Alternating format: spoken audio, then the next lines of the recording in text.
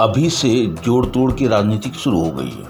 किसी को सम्मान नहीं मिलना, उछल के दूसरे के पास चले जाना, या यूं कहिए दूसरा उसको ज्यादा लालच दे दिया तो कोई न कोई बहाना मार करके चला गया। जी हाँ, मैं बात कर रहा हूँ बोकारो का रवि चौबे का, जिसे भाजपा में सम्मान नहीं मिला तो नाराज होकर के वो लोजपा शामिल हो गए। बात तो एक ही है, दोनों एक दूसरे का समर्थक है। बहरहाल लोजपा के प्रदेश अध्यक्ष वीरेंद्र प्रधान ने पार्टी की सदस्यता ग्रहण कराई। बोकारो के युवा नेता रवि चौबे रविवार को अपने सैकड़ों कार्यकर्ता के साथ भाजपा और अन्य पार्टी छोड़कर लोक जनशक्ति पार्टी में शामिल हो गए। उन्होंने लोजपा के प्रदेश अध्यक्ष वीरेंद्र प्रधान ने माला पहनाकर स्वागत किया और पार्टी की सदस्यता ग्रहण कराई। सेक्टर 5 स्थित मॉर्निंग ग्लोरी पब्लिक स्कूल में आयोजित मिलन समारोह में रवि चौबे ने कहा कि बीजेपी में कोई परेशानी नहीं है, दोनों ही पार्टी एक दूसरे के अंग हैं, लेकिन भाजपा के जिला का प्रमंडल स्तर के नेताओं ने उन्हें मान सम्मान नहीं दिया। हो गई ना मुंह फुलाई वाली बात।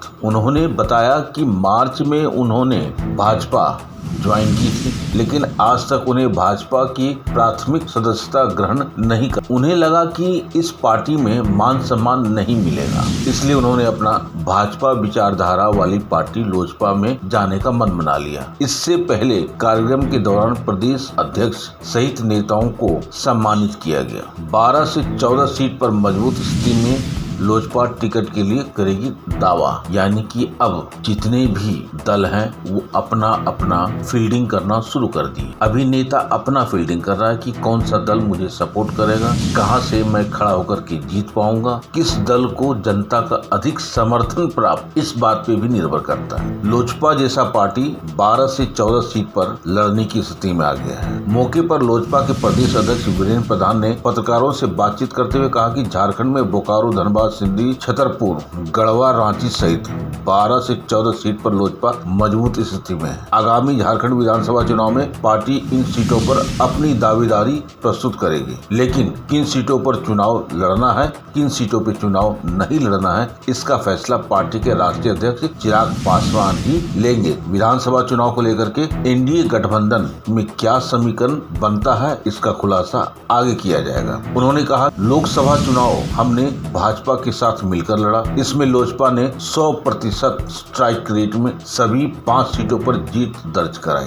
जनता दल यूनाइटेड के मामले पर उन्होंने कहा कि जदयू एनडीए का पार्ट है, आगामी विधानसभा चुनाव में उसे भी सीट मिलना ही चाहिए। एनडीए में लोजपा की स्थिति काफी मजबूत है। इधर जनता दल यूनाइटेड के जिला अध्यक्ष पिंटू कुमार सिंह ने संवाददाता सम्मेलन को संबोधित करते हुए कहा कि धनबाद जिला जनता दल यूनाइटेड के जिला कार्य समिति सह प्रदेश के पदाधिकारी एवं वरिष्ठ नेताओं की बैठक धनबाद परिसदन में की गई, जिसकी अध्यक्षता पार्टी का जिला अध्यक्ष पिंटू कुमार सिंह ने किया। संवाददाता सम्मेलन को संबोधित करते हुए जिला अध्यक्ष पिंटू कुमार सिंह ने कहा कि आज जिला कार्य समिति की बैठक में सभी वक्ताओं ने प्रस्ताव पारित किया कि धनबाद जिले में 3 विधानसभा क्षेत्र में जनता दल यूनाइटेड चुनाव लड़ने का निर्णय लिया, जिसमें धनबाद विधानसभा, झरिया विधानसभा और टुंडी विधानसभा। गत दिनों में पार्टी के सर्वसम्मान्य नेता एवं बिहार के मुख्यमंत्री नीतीश कुमार को प्रदेश अध्यक्ष द्वारा एक विधानसभा चुनाव लड़ने की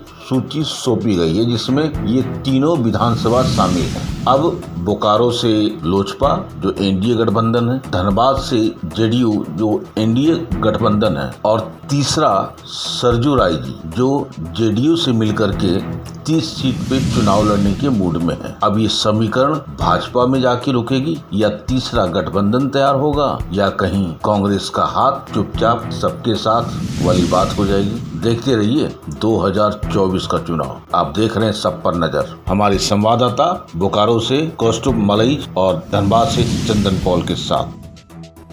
संथाल में वो लास्ट आवर में मिला।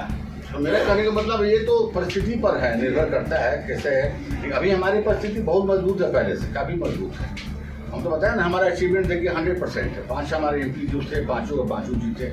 चिराग पासवान जी आज हनुमान की तरह काम कर रहे हैं नरेंद्र मोदी जी के साथ, कदम में कदम मिला के चल रहे हैं। तो एक अपना पार्टी का भी परफॉर्मेंस है, और जो हमारे एनडीए का जो उसका एक कंडीशंस है उसको भी हम लोग फुलफिल करते हुए चल रहे हैं साथ।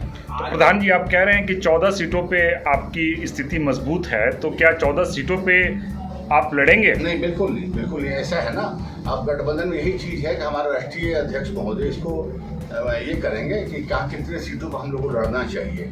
उसके लिए फिर अपना बात करेंगे, गठबंधन में बात करें तो हम लोग का पार्ट नहीं है। हमारा काम है कि हम जो प्रदेश अध्यक्ष है, हमारी स्थिति किस विधानसभा में हम मजबूत हैं, हम अपनी चीज़ों को प्रूफ करेंगे, प्रूफ करके उनको हम देंगे, फिर वो डिसाइड करेंगे। आज जो पार्टी में आप लोग कार्यकर्ता सम्मेलन के रवि चौबे शामिल थे, आप लोगों ने मोदी जी मुस्कुरा रहे हैं लेकिन मुस्कुराहट का कम कर दी है, क्योंकि बीजेपी के लोगों को आज आप लोगों ने साबित कराई है। नहीं देखिए, एक्चुअली दोनों जो है घर एक ही है, आंगन अलग अलग है, एक ही घर है।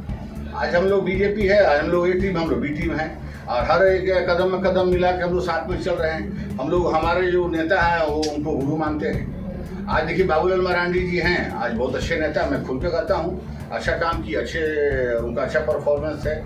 तो हम लोग को ऐसा नहीं है कोई बाहर जा रहे हैं, घर के लोग घर में ही हैं। अब है कि परिवार जब बड़ा होता है तो स्वाभाविक होता है, थोड़ा शिफ्ट होता है, तो हम लोग सिर्फ शिफ्ट किए हुए हैं, बस आंगन बदल दिया, परिवार एक ही है, लड़ना भी एक साथ, रहना भी एक साथ, सबका मोटिव भी एक ही है। हम लोग का जो इशू भी है हमारा प्रधानमंत्री का, वही इशू पर हम लोग भी चल रहे हैं। तब उसमें देखना है किसकी भागीदारी कहाँ पर होगी, कैसे होगी, वो प्रूफ करना है। लेकिन आपने तो बिहार में प्रूफ कर दिया, लेकिन मरांडी जी झारखंड में पिछड़ गए, 5 ST सीट हार गए। किस रूप में देखते हैं इसको? देखिए एक्चुअली ये जो कुछ घटनाएं हुई जो झारखंड में, तो आप तो जानते हैं यहाँ पर तो ऐसा है कि मतलब सच्चाई से लोग दूर हो जाते हैं। जो इंटीरियर में हैं, स्थान पर है, उनको लोग वहाँ तक प्रूफ नहीं कर पाता है। अच्छे लोग अच्छा कार्य करके, बीजेपी की तरह बढ़िया कार्य करके भी लूज करके, वही देखिए अब छत्तीसगढ़ में सभी लोग जीत गए। तो मेरा कहने का मतलब है हम लोग को प्रूफ करना है, और वही प्रूफ में जब कमी हो जाती है तभी दिक्कत आता है। अब हम लोग को पूरा विश्वास है कि जो जहाँ कुछ कमी थी उसको हम लोग दूर करके अबर का जो है सिचुएशन जो है विभिन्न आपको अलग मिलेगा। अच्छा है कि हेमंत सोरेन का जेल भेजना कहीं ना कहीं पार्टी को नुकसान हुआ है। पार्टी को तो देखिए, गठबंधन को कुछ नुकसान इसलिए हुआ कि आप प्रूफ नहीं कर पाए कि हमने जो भेजा, किस लिए भेजा, क्यों भेजा, कैसे भेजा। अगर आप प्रूफ करते तो निश्चित रूप से आपके प्रति भी रुझान होता, उसमें कमी हुई जिसके चलते ही परेशानी हुई। कोर्ट ने तो बता दिया कि कोई प्रूफ ही नहीं है, अब तो और नुकसान होगा। नहीं देखिए, स्वाभाविक है, ये कोर्ट का मामला तो हम लोग कुछ नहीं बोल सकते क्योंकि हम लोग उसके बारे में बहुत डिटेल जानकारी नहीं है। पढ़े होंगे ये तो हाँ, उसके माध्यम से ही जानते हैं, आप लोग के माध्यम से जानते हैं। तब स्वाभाविक, हम पहले भी हमने खुद दिया था कि इसको न्यायालय में छोड़ा जाए, अगर कहीं वो दोषी हैं तो खुद न्यायालय देखिए कि हमारा आपका पार्टी। हम तो पहले भी आप लोगों के माध्यम से ही हम बोले थे कि हम लोग किसी को गलत तब तक नहीं बोलेंगे जब तक कोर्ट प्रूफ नहीं करते। अच्छा, आप मानते हैं कि जो गठबंधन पिछली बार नहीं हुआ उसका खामियाजा आएंगे? 100% बिल्कुल। हम बहुत बड़ी तादाद जो थी वो टर्न लेने के चलते नुकसान हुआ। इस बार बीजेपी गलती नहीं करेगी? नहीं तो नहीं करने का मतलब फिर गठबंधन का फायदा क्या, फिर तो गठबंधन रहा ही नहीं। चिराग पासवान जी जिस पार्टी के राष्ट्रीय अध्यक्ष हैं, लोक जनशक्ति पार्टी, हमारे आदरणीय प्रदेश अध्यक्ष जी जिस कर्मठता के साथ प्रदेश में काम कर रहे हैं, और ख़ास तौर से चिराग जी की कार्यशैली, उनका युवाओं के प्रति, महिलाओं के प्रति, जो वर्कर्स हैं, लेबर्स के प्रति जो उनका एक उद्देश्य है, मोटिव है जिसको आगे ले जाने का, उसको देख के आज हम लोग लोक जनशक्ति पार्टी ज्वाइन किए हैं। और जैसा कि सवाल है कि इतने जल्दी, तो ये भी मैं बता दूं कि देखिए कहीं बीजेपी में कोई दिक्कत नहीं है, और बीजेपी के हम लोग एक अंग हैं, लेकिन यहाँ पे जिला में या प्रमंडल में जो बीजेपी के अध्यक्ष महोदय या और कार्यकर्तागण बैठे हुए हैं, मेरी ज्वाइनिंग हुई मार्च में और आज तक मुझे सदस्यता नहीं ग्रहण कराया गया।